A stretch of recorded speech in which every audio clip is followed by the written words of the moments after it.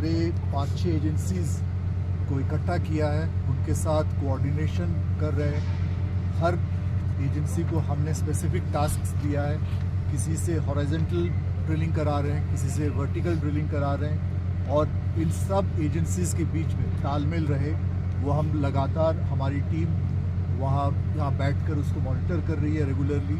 और जितने हमारे आर्मी के, बीआरओ के और अन्य ऐसे एजेंसीज़ हैं जिनसे हम मैन का, अदर रिसोर्सेज का ले सकते हैं, कोई भी कंट्रीब्यूशन वो हम ले रहे हैं। और सबसे बड़ी बात, डिस्ट्रिक्ट एडमिनिस्ट्रेशन हमारे साथ है बिल्कुल, और डीएम साहब हैं, एसपी साहब भी हैं साथ में। अभी अर्पण आप जुड़े अभी हमारे साथ, और उनके साथ NDRF, SDRF के सारे लोग तैनात हैं। हम लगातार इस काम पे, इस प्रयास पे लगे हैं कि हम जल्द से जल्द ये जो इंसिडेंट हुआ है इससे हम अपने जितने हमारे भाई अंदर ट्रैप हुए हैं उनको हम जल्द से जल्द निकाल पाएँ।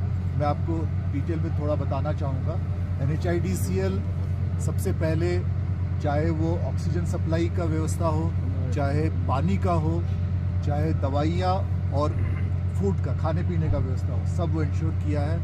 अंदर इलेक्ट्रिसिटी सप्लाई है पूरी तौर से, और वहाँ लाइटेड है।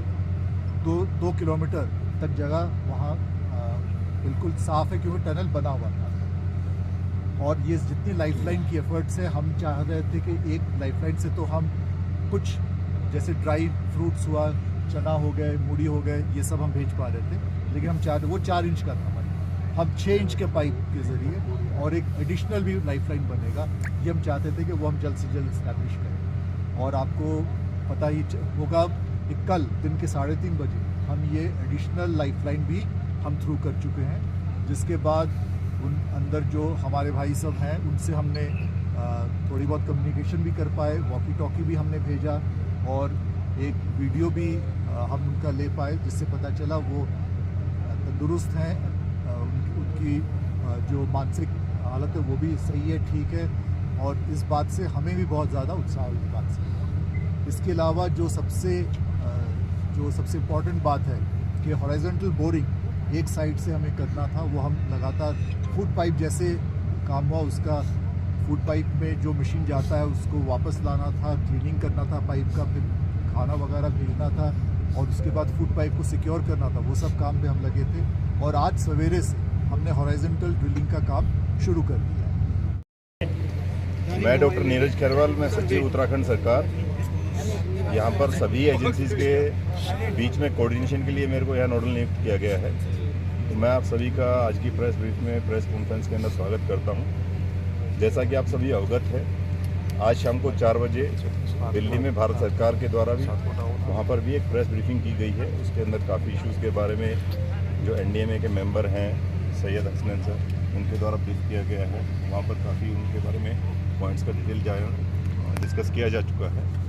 काफ़ी जो हमारे लोकल मीडिया हैं और जो कुछ अन्य चीज़ें हैं उनके बारे में हम आप सभी से वार्ता करना चाहेंगे। मेरे साथ आज की प्रेस ब्रीफ के अंदर हमारे DM साहब हैं, हमारे DG इन्फॉर्मेशन हैं, और जो सबसे इम्पोर्टेंट हमारे जो टेक्निकल एडिशनल सेक्रेटरी भारत सरकार मिनिस्ट्री ऑफ रोड ट्रांसपोर्ट के अंदर हैं, महमूद सर।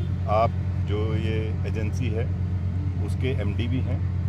तो बाकी जो अनुभव आप लोगों ने यहाँ किया होगा कि सभी एजेंसीज़ के द्वारा दिन रात काम किया जा रहा है। आप में से कुछ लोग रात के 1-2 बजे भी मैसेज भेजते हैं, कई सूचनाएं आपको मिलती हैं, तो आपने देखा होगा 24 घंटे सभी एजेंसीज़ के द्वारा काम किया जा रहा है। तो सभी एजेंसीज़ के काफ़ी अच्छा सभी का समन्वय बना हुआ है। सभी एजेंसीज़ एक दूसरे की मदद कर रहे हैं। कई जगह ऐसी चीज़ आती है कि एक एजेंसी को काम करने के लिए दूसरी एजेंसी का काम कई बार होल्ड करवा करके आगे जाना, कोई और करना पड़ता है। तो सभी एजेंसीज बिल्कुल एक साथ लगे हुए हैं।